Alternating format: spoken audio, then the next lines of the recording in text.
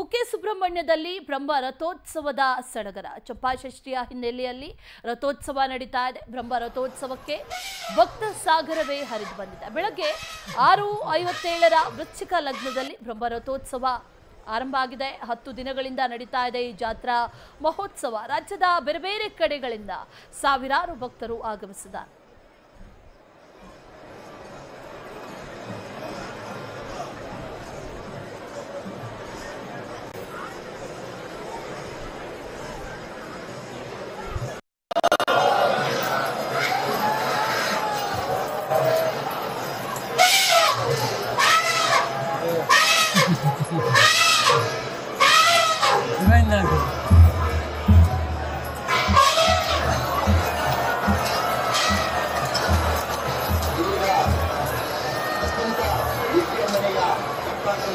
ರಥೋತ್ಸವ ನಡೀತಾ ಇದೆ.